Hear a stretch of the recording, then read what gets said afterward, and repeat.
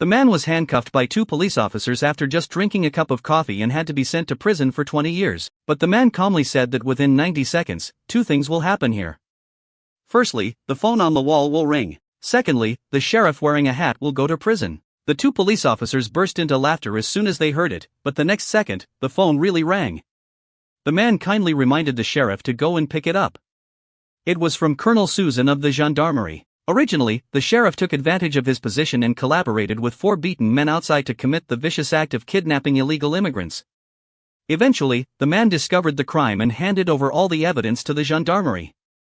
The sheriff answered the phone with suspicion, but as soon as he announced his name, several police cars immediately surrounded him. The guy you didn't count on is a man named Jack, who used to be a legendary major in the gendarmerie. After retiring, he became a hero who punished and eliminated evil. In order to thank Colonel Susan for his help, Jack specially went to the other party's office and planned to invite him to dinner together. But when Jack walked into the office, he found that it was not Susan inside. Just as he thought he had made a mistake and was about to leave, he was called back by the other party. It turned out that just a few days ago, Susan was suspected of espionage and was released from her job as a planter and imprisoned. She is now waiting for the warlords to dispose of her. Jack was very surprised after listening. After all, the 2 had just talked on the phone a few days ago, but he didn't say much and quickly turned around and left. Due to Susan's incident being classified as confidential, the Chinese-style Xiao responsible for receiving Jack can only use secret language to say the name of the lawyer and the place of detention.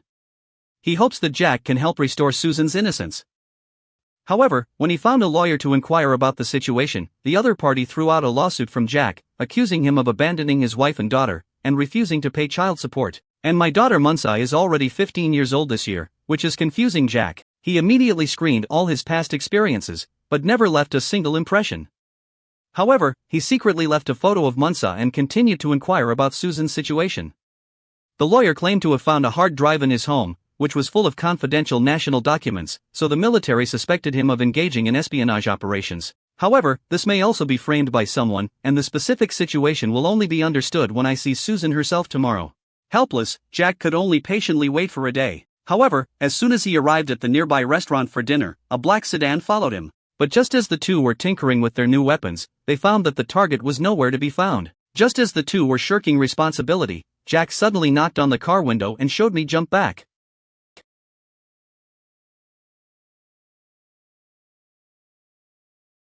Jack took out one of the people's identification documents and found out that they belonged to the Piran Insurance Company. However, Jack did not kill anyone, but warned them not to follow him anymore. Then he found Munsa's address and followed her secretly from day to night, realizing that he was really not doing well now, even stealing a toothbrush. However, just as Jack chased after him all the way, I don't like being. This tone of voice really follows my father's tone. It turned out that Munsa had discovered Jack a long time ago, but she never exposed him. However, when Jack said he wanted to see his mother, he was immediately rejected and made an international piece of jewelry and left. Little did they know, not far away, someone was quietly taking pictures of everything. The next day, the lawyer handed Jack the documents he found, which showed that Susan had sent 2 subordinates to Afghanistan 2 weeks ago to carry out an investigation mission and report progress every day. However, 2 days ago, they were found dead at the base due to close-range shooting. The next day, Susan was arrested and imprisoned for espionage. Although these 2 things seem unrelated, Jack smelled the scent of conspiracy.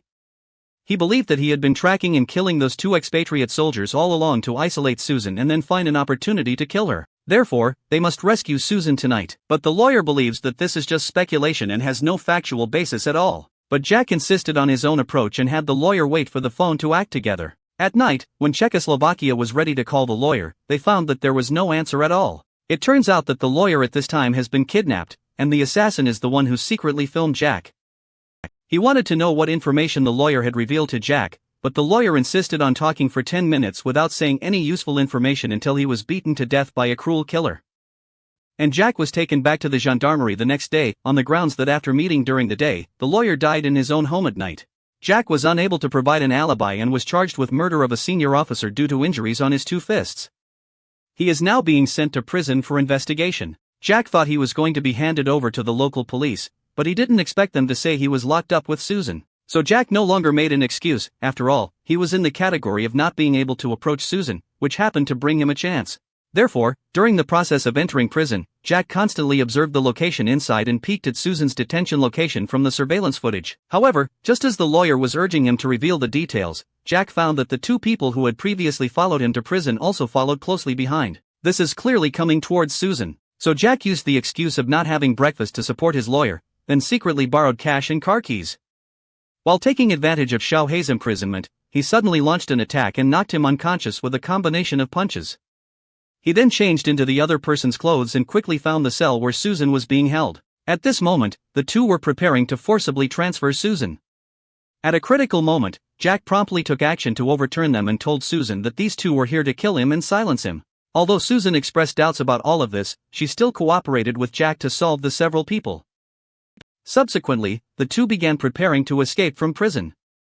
Taking advantage of the lawyer's entry, the gate was opened and the two quickly rushed out. But when Susan said she wanted to drive away the lawyer's black car, she was dumbfounded and didn't expect the entire parking lot to be black. At that moment, the prison alarm sounded, and Susan immediately pressed the car to attract attention. They then turned around and rushed towards the dining car that was about to leave. However, when the gendarmerie forced the car to stop, they found that there was no one inside. It turned out that the two of them had secretly stolen the gendarmerie car, but their whereabouts were quickly exposed. They could only run the car and switch to the most ordinary taxi on the roadside. At this point, Susan also revealed the entire process of the incident. When the US military withdrew from Afghanistan, a large number of weapons were left behind, but for some reason they all disappeared. So Susan sent two subordinates to investigate, but they were tragically killed at close range. Therefore, Susan suspected that it was internal personnel who took action. In order to clarify the truth of the incident, he decided to check the last email sent by his subordinates. Susan's permissions have already been revoked and she is unable to access the military system at all. Just as he kept trying to land, the gendarmerie had already secured the positions of the two and immediately dispatched field personnel to capture them. And the lurking ghost Morgan also contacted the assassin, revealing their whereabouts one after another. The assassin arrived at the corresponding location one step ahead of time and was ready to assassinate the two. However, he was soon discovered by the sharp Jack. In order to completely solve this problem, they intentionally led the assassin to a kitchen and prepared to come to the urn to catch turtles. Who would have thought that the assassin's force value exceeded the budget, and Jack and Susan lacked tacit understanding. They were beaten 2 times in 1 time, and were still searching for teeth everywhere. If it weren't for the patrolling police arriving in time, both of them would probably have to account for it here. It seems that the key to uncovering the truth lies in the investigation report issued by the subordinates in the end. So the two of them raided Morgan's residence, forcibly copied the information to USB flash drive, and borrowed some cash as startup funds. As expected, the loss of weapons is indeed related to Para Security Company, and also involves a mercenary named Nibwa. But after that incident, the person disappeared, so Jack immediately called Chinese-style Shouty and asked him to check the company and Nibwa's information. At this moment, Susan suddenly discovered the photo of Jack being secretly photographed, as well as Manshaw whom he had met for the first time. Jack immediately felt that something was not going well and took Susan to Manshaw's residence. Unfortunately, it was still one step late. The place was already empty, leaving only the bodies of 2 elderly people who had been killed. Jack began to review the traces on site and speculate on possible outcomes, but just as he turned around and left, he found some clues, so he carefully opened the cabinet door. Unexpectedly, the frightened Manshaw suddenly rushed out with a knife. Undoubtedly Jack's biological daughter, this technique of playing tricks on the east and west is indeed skilled. To ensure Munsaw's safety, Susan suggested sending him to a friend's school for a while. Who would have thought that just as it was arranged here, Munsaw suddenly took out her phone and began to reply to messages. Jack immediately took the two of them away and smashed his phone, as locking the phone's position was a necessary skill for a killer. At that moment, Shouty called and found out that Parenberg was having problems in Afghanistan and was in a huge financial crisis. Nibwa was the person in charge of coordinating with Susan's subordinates, but disappeared after being interrogated. He only knew that his wife lived in Orleans, and even Parenberg was searching for his whereabouts. Another news is that Morgan was killed, and there is Jack's questioning left at the scene. Jack sighed helplessly upon hearing this. But now the most important thing is to find Nibwa, so the three of them immediately rushed to the nearby airport.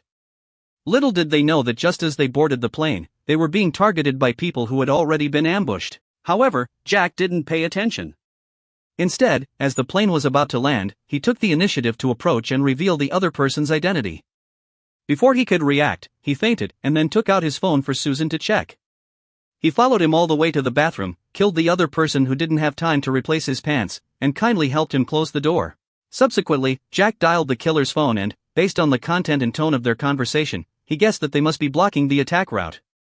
He immediately took the two of them to change lanes and escape. As expected, the assassins saw that the three of them were not following the usual path and immediately called for their pursuit. However, in the end, they still pursued a plan. However, after escaping, Munsa questioned why he was being pursued. Seeing Jack unable to conceal it, he can only confess that it was the assassins who found out through the lawsuit that Munsa was Jack's daughter, which led to her being implicated while pursuing Jack. Upon hearing these words, Munsa was instantly stunned in place. Just as Susan was arranging accommodation for a few people, Munsa finally mustered the courage to tell the truth. Actually, she and her mother didn't know who her father was, they only knew that she had served as a military police officer before. So, in order to improve her life, they randomly chose one person to sue, but unexpectedly it fell on Jack's head. Munsa intended to leave after making it clear, but Jack stayed behind.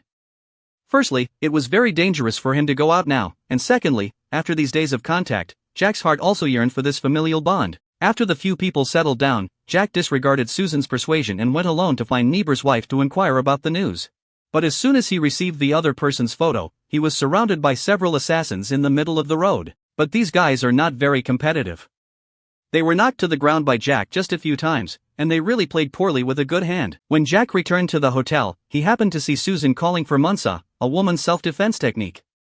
Munsa originally wanted to show off her cultivation achievements, but was mercilessly mocked by Jack. Trust me, if all you have left is that move, just assume you. Although Jack obtained a photo of Niebuhr and learned that he was a drug addict, he didn't know where he was hiding. And Susan suggested going to a formal place to search, but Jack rejected them all. After all, the two of them are now fugitives. Just as the two of them were arguing endlessly, Munsa, who heard the conversation, quietly slipped out of the room. It wasn't until the next day when the two of them found out that he had just arrived back in time. Originally, Munsa used her experience to inquire about a homeless place called the 9th District, where various veterans often appeared. The two of them heard that he went out for this reason, and their originally angry emotions instantly extinguished. Then I immediately followed the address and found Niebuhr dressed up in disguise. Finally, under Susan's violent questioning, he revealed the whole story of the incident. Originally, Para Security did not transport the weapons back to their home country, but instead sold them to the local reactionary forces. However, the business between the two sides was not agreed upon, and they were attacked during the transportation process. Fortunately, the rescue team quickly arrived at the scene, but Para Security was afraid that the situation would be exposed, so they shot and killed Susan's dispatched investigator. But Susan felt that this matter was not that simple. As long as the boss of Paran Island has some brains, he will never give up the country's orders to engage in arms trafficking with reactionary elements. After all, bringing back so many empty boxes will definitely be discovered by the military's prosecutors, unless there are important figures maneuvering through them. It seems that only by checking the boxes they transported can we understand the truth of the matter. And tonight there happened to be a plane about to catch fire, so Susan hired a streetwalker to approach Xiao Fei, who came to investigate and secretly threw his phone into his pocket. After the incident, Susan immediately called Xiao He and asked him to go to the designated location to pick up a witness who could prove his innocence. At the same time, she asked him to investigate the Para Security Company, as these assassins were all related to them. After listening, Xiao He also had doubts in his heart. He reported the location of the witnesses to the base and asked his subordinates to investigate all the information of the Para Company. Little did he know that their conversation had already been monitored, and the boss behind the scenes immediately sent someone to kill and silence the witnesses. Just as Xiao He received the hostages preparing to board the car, he was suddenly attacked by heavy firepower. The witness died on the spot, and Xiao He was also shot in the leg, unable to escape. At a critical moment, Jack stepped forward, knocked down a killer, dealt with him with 3 fists and 2 kicks, grabbed his weapon, and began shooting at him. Although he shot through the head and caused heavy casualties for the assassin, Jack's bullets were quickly shot and his head was suppressed by the enemy's firepower. In the end, Susan had to save the scene in time and take out the remaining assassins with 2 shots, which saved the lives of the 3 of them. Subsequently, several people went to the airport according to the plan, and Xiao He also received investigation information from Para Anbao, discovering that the company has recently had a large amount of cash flow, indicating that there must be problems in this area. When Susan saw the plane being unloaded, she quickly stepped on the gas pedal and rushed straight to the unloading point. Just as both sides were drawing their swords and crossbows, General Will, the boss of Paranbayo, arrived in time. Upon hearing Susan recount their crimes, the general kept a smile on his face and did not defend himself. Even when he heard Susan's request to open the box and inspect the fire, he fully cooperated with the action. What Susan didn't expect was that I opened several boxes full of weapons, so there was no such thing as an empty box. This also made Susan doubt her own speculation. Just as she was about to be arrested, Jack seemed to have thought of something and walked straight to the box containing the weapon. At this moment, the general quickly ordered his subordinates to stop, but unfortunately they underestimated the strength of the military police team. Jack picked up a rocket launcher and knocked it hard on the ground. Sure enough, there were more than 10 packages of prohibited items hidden inside. This also confirms what Shohei said about the large capital flow. After all, the profit from selling this thing is much greater than reselling weapons. In this way, it may be obvious that people are suffering from dirty diseases, and Susan can finally clear her name. But at that moment, Munsa called and said that the assassin who was chasing her last time had come over. It turned out that Munsa was using stolen credit cards to order takeout, but her location was locked by the assassin's network. So she immediately sent her subordinates to find her. And this scene happened to be discovered by Munsa on the balcony, so she called Jack for help. Upon hearing this, Jack immediately drove back without letting go of the gas pedal throughout the journey. Unfortunately, he was still one step late. Munsa had already been chased by the assassin to the rooftop. Fortunately, the little girl was very clever, even hiding in the cracks of the air conditioning, which narrowly avoided the assassin's pursuit. It's just that they had too many hands, and in the end, they were caught. Fortunately, Jack arrived at the critical moment and both sides immediately fell into a standoff. However, the assassin did not harm Munsa, but instead threatened Czech Republic to lay down their weapons with words. For Munsa's safety, Jack slowly lowered the pistol and signaled Munsa with a secret code. So, just as Jack stepped forward to kick the pistol, Munsa promptly used her newly learned female self-defense technique and successfully deflected the killer's gun. Jack seized the opportunity and threw himself onto the balcony below, holding onto the assassin. The heavy blow caused serious injuries to both of them, but they quickly stood up and immediately got into a fight. At first, the assassin still had the upper hand, but Jack quickly found an opportunity. First, he broke the opponent's arm, and then he launched a heavy punch. Perhaps to avenge the bullied Munsa, Jack became stronger as he fought, and in the end, he broke the killer's neck with a direct move.